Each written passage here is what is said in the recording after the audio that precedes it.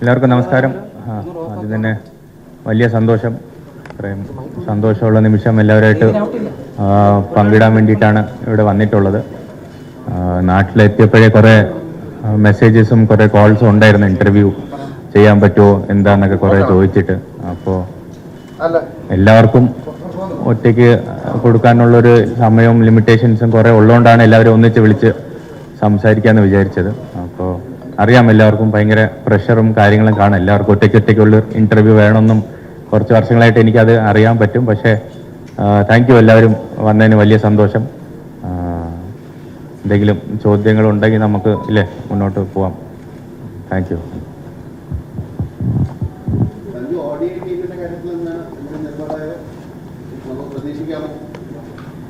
പ്രതീക്ഷിച്ചിട്ട് ഇപ്പോൾ കഴിഞ്ഞേ ഉള്ളൂ അല്ല, ഇതിപ്പോൾ കഴിഞ്ഞേ ഉള്ളൂ. അപ്പോൾ അതിൻ്റെ ഒരു സന്തോഷത്തിലാണ്. അപ്പോൾ അടുത്ത് നമുക്ക് IPL ആണ് വരുന്നത്. അപ്പോൾ IPL ഒരു പുതിയ ടീമിൽ പോകുന്നതിൻ്റെ ഒരു എക്സൈറ്റ്മെൻറ്റിലാണ് ഇപ്പോൾ ഉള്ളത്. അപ്പോൾ IPL നന്നായിട്ട് കളിക്കണം, അവർക്ക് വേണ്ടി മാക്സിമം നന്നായിട്ട് പെർഫോം ചെയ്യണം. ഇപ്പോൾ അവിടെയാണ് മനസ്സുള്ളത്.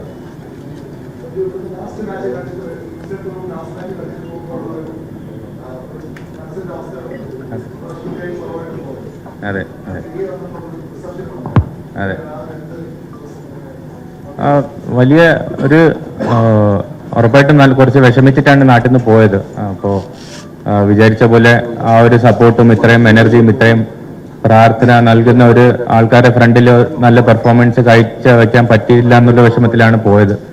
പക്ഷെ അതിനെക്കാട്ടിയും വലിയൊരു സംഭവമാണ് മുകളിൽ നിന്ന് പ്ലാൻ ചെയ്തിട്ടുണ്ടായിരുന്നത്. അപ്പോൾ അത് കിട്ടിയതിൽ വലിയ സന്തോഷം. തിരിച്ചു വന്നപ്പോൾ ആ ഒരു എനർജിയും ആ ഒരു സപ്പോർട്ടും ആ ഒരു പോസിറ്റീവായിട്ട് എല്ലാവരുടെ മുഖത്തൊരു സന്തോഷം കാണുന്നുണ്ട്. അപ്പോൾ അത് സിനിമയിലൊക്കെ പറയില്ല, ഇത് നമ്മുടെ വിജയമാണെന്നൊക്കെ പറയില്ല, ആ ഒരു ഫീലിംഗ് ആണ് എനിക്ക് കിട്ടിയത്.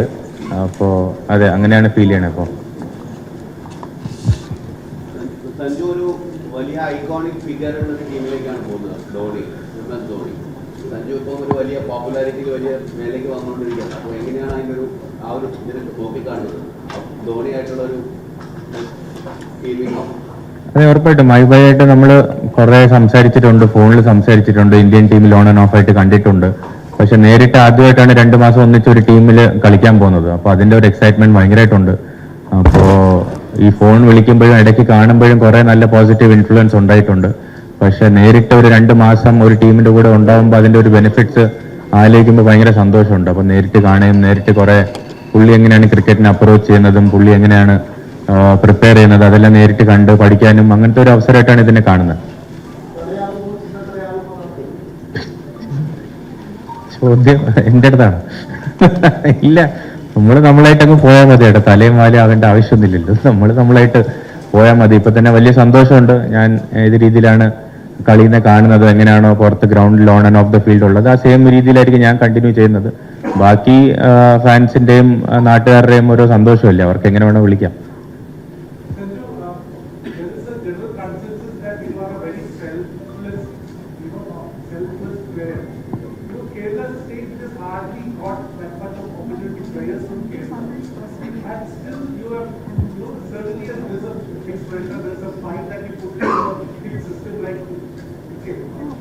How did you get this quality of being selfless? Because multiple colleagues of yours have said you are selfless. What brings that selflessness? Is it the state of Kerala that gives it to you or something? Honestly, I think that's the true nature. I've never wanted to be selfless. I think I've always wanted to be myself. So myself brings a lot of different qualities, lot of strengths, lot of weaknesses. So I look at a situation in the way I want to look at it. A lot of people look at it in a different way in which it is helpful for them. So I look at it from completely how Sanju Samson would like to look at it. From the time of under 13 days playing for Kerala till this moment, I like to look at cricket as a team sport. So I think we play to win. I think so for that victory, whatever you do, that should be helping the team's cause. And while doing that, your private performances also comes up. So that's how I like to see it. And looking at what things have happened in my life lately, definitely I carry a lot of dreams with myself. So a lot of youngsters, a lot of people, not even in cricket, lot of in different careers, they look at me like their own careers, like their own life. So when they see me failing in the Indian team, they feel ki okay, I think it's not possible for a guy from this place to go and achieve there. So that also kept on playing in my mind. So I felt that I need to prove something ki a guy from Kerala, a guy from Trivandrum can also go out there and perform like this in the biggest stage cricket has ever seen. So that's a responsibility which I was carrying. If I am actually going to the best platform and I'm failing, so people will feel, yeah, namakku atharakke ullu anu thonnu. So what I did recently, it gave me a great motivation saying that if you do it, 10 more boys will come up from Kerala dreaming that, okay, we can also do that one day. So by God's grace, it has happened, and I'm feeling that a lot of people are inspired in our state and also in the country to do the same.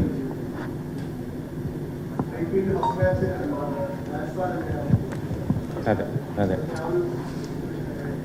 ഇതുവരെ നടക്കാത്ത situation ആണ്. അപ്പോൾ ആദ്യമായിട്ടാണ് IPL കളിച്ചിട്ട് RRന്റെ against കളിക്കാൻ പോകുന്നത്.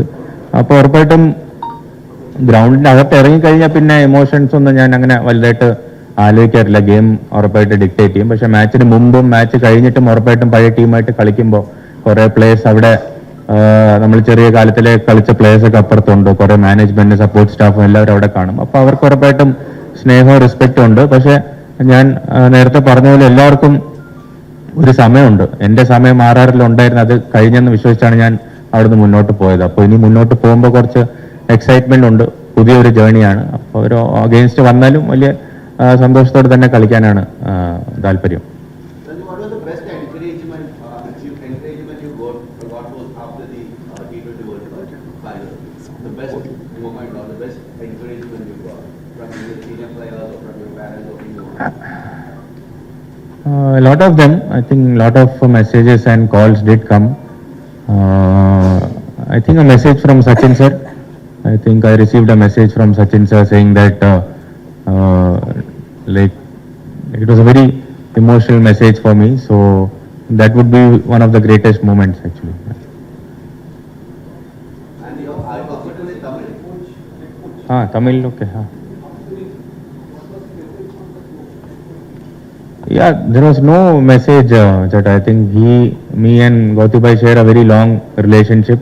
I think I met him when I was in KKR. He was the captain of the team, and he also lives in Delhi. I have also played in the same academy where he was there. And right from not even when he became Indian coach, he was playing for Indian team. I used to be in touch with him. I used to talk to him, and I used to discuss what else I need to do. So it's a very long relationship, and from there to what has happened now, I think words could not describe. Actually, it was a very tight hug, like which lasted for 30 seconds, and like that was it. The feeling was very pure and very great. Actually, that's what we communicated.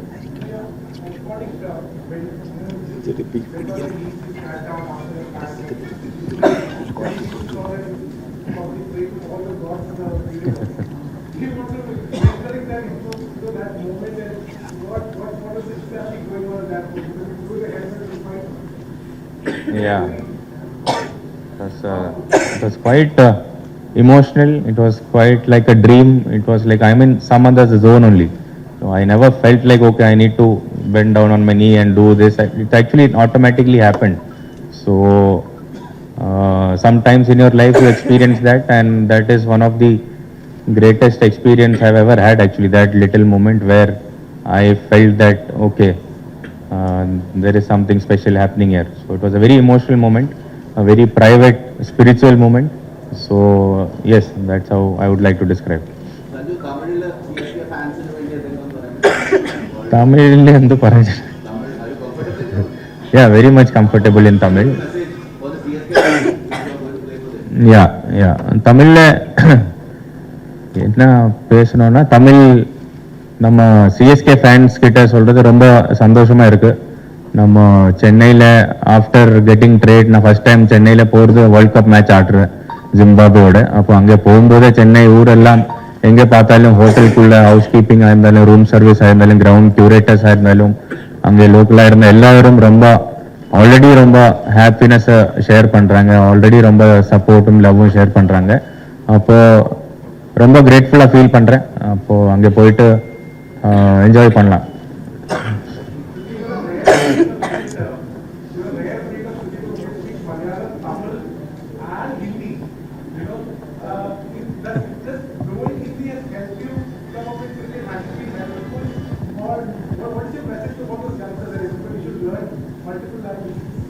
Yeah, I didn't actually learn it consciously. Actually, I grew up in Delhi for my first 7-8 years, so Hindi came very automatically. And then where I come from, Vizhinjam, so that's a border of Tamil Nadu. So people speak Tamil there. We watch a lot of Tamil movies, so Tamil came on very automatically.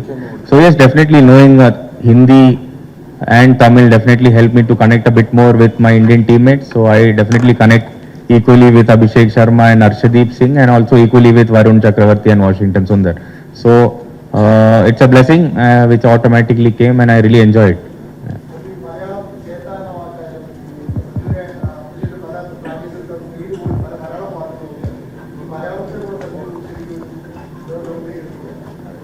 അല്ല, നമ്മൾ already വേറെ ലെവലിലാണ്. അപ്പോൾ നമുക്ക് അതെ അതെ ചേട്ടാ, ഞാൻ പറഞ്ഞ അതെ ആയിക്കോട്ടെ.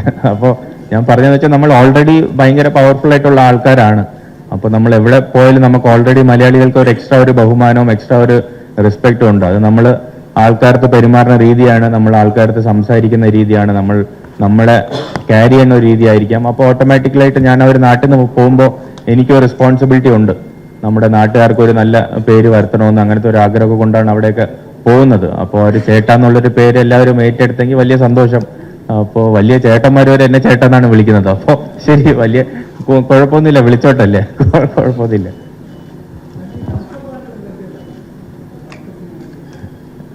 ഇങ്ങനെയാ എപ്പോഴാ? ഓ അതോ, അത് കുറച്ച് ഹംസപ്പല്ല അത്.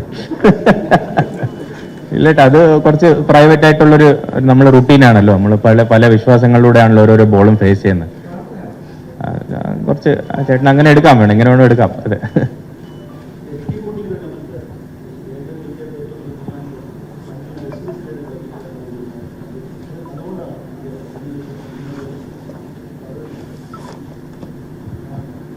ഉറപ്പായിട്ടും ഇത്രയും വലിയ ഒരാൾ അങ്ങനത്തെ ഒരു കമന്റ് പറയുമ്പോൾ ഉറപ്പായിട്ടും നമുക്ക് വലിയ സന്തോഷം തോന്നും. റിക്കി പോണ്ടിങ് എന്ന് പറഞ്ഞാൽ ലോകം കണ്ടിട്ടുള്ള ഏറ്റവും വലിയൊരു ക്രിക്കറ്ററാണ്. അപ്പോൾ പുള്ളിയുടെ സൈഡിൽ നിന്ന് ഇത്രയും നല്ലൊരു വാക്കുകളുണ്ടാകുമ്പോൾ വലിയ സന്തോഷമുണ്ട്.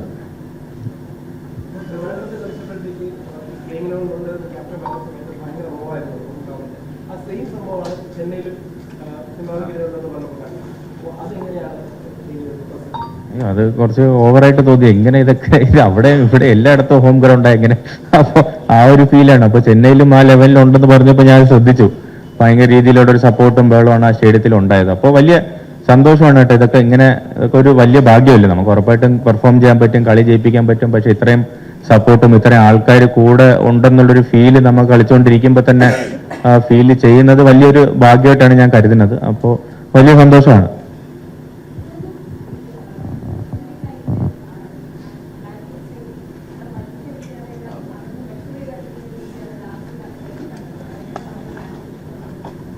ട്രാൻസിഷൻ കുറെ വലിച്ചടിച്ച് നോക്കി, ഒന്നും നടന്നില്ല. അപ്പോൾ നമ്മൾ ഉറപ്പായിട്ടും ഒരു ഫെയിലിയർ വന്നല്ലോ. അപ്പോൾ ഈ കഴിഞ്ഞ ന്യൂസിലൻഡ് സീരീസിലൊന്നും ശരിയായിട്ട് വന്നിട്ടില്ല. അപ്പോൾ എനിക്ക് ഭാഗ്യവശാൽ ഞാൻ ടീമിന് പുറത്തു പോയപ്പോൾ ഉറപ്പായിട്ടും വിഷമം ഉണ്ടായിരുന്നു, കുറെ സങ്കടം ഉണ്ടായിരുന്നു, കുറെ ദേഷ്യം ഉണ്ടായിരുന്നു. പക്ഷെ ആ ഒരു ഇമോഷൻസ് എല്ലാം ഫീൽ ചെയ്ത് കഴിഞ്ഞിട്ട് എനിക്കൊരു 7 ദിവസം കിട്ടിയായിരുന്നു ടീമിന്റെ കൂടെ തന്നെ. അപ്പോൾ ആ ഒരു 7 ദിവസത്തിൽ നമ്മൾ വെറുതെ ഇരിക്കാതെ വർക്ക് ചെയ്യുമല്ലോ. നമ്മൾ ബാറ്റിംഗ് പ്രാക്ടീസ് ചെയ്യാൻ പോകും, മെന്റലി വർക്ക് ചെയ്യും.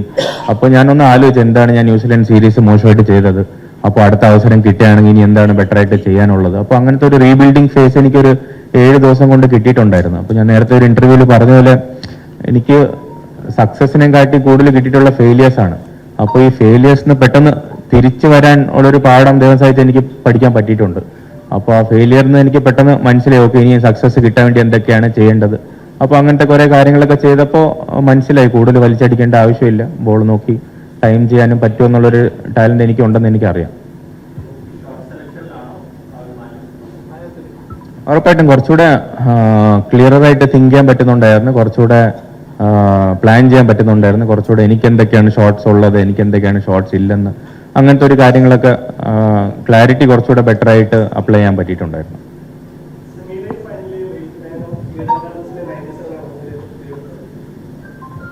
എനിക്ക് 97 ആണെന്ന് തോന്നുന്നു. വെസ്റ്റ് ഇൻഡീസ് ആയിട്ടുള്ളൊരു മാച്ചാണ് എനിക്ക് ഏറ്റവും ക്രൂഷ്യലായിട്ട് തോന്നിയത്. കാരണം നമുക്ക് സിംബാബ്വെ മാച്ച് മുതൽ 4 മാച്ച് നോക്കൌട്ടാണ്. അപ്പോൾ ഇന്ത്യ ഒരിക്കലും ഇങ്ങനത്തെ ഒരു സിറ്റുവേഷനിൽ വേൾഡ് കപ്പ് ജയിച്ചിട്ടില്ല എന്നുള്ളൊരു സംഭവം ഡ്രസ്സിംഗ് റൂമിലൊക്കെ ചർച്ച ഉണ്ടായിരുന്നു.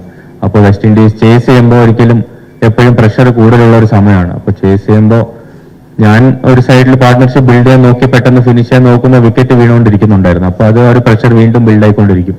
അപ്പോൾ അത് കറക്റ്റായിട്ട് മാനേജ് ചെയ്യാൻ പറ്റി, കറക്റ്റായിട്ട് ലാസ്റ്റ് ഒരു വിന്നിംഗ് ഷോട്ട് വരെ കിട്ടി. അപ്പോൾ അതൊക്കെ ഒരു വലിയ സന്തോഷമുള്ളൊരു ഇന്നിങ്സ് ആയിരുന്നു.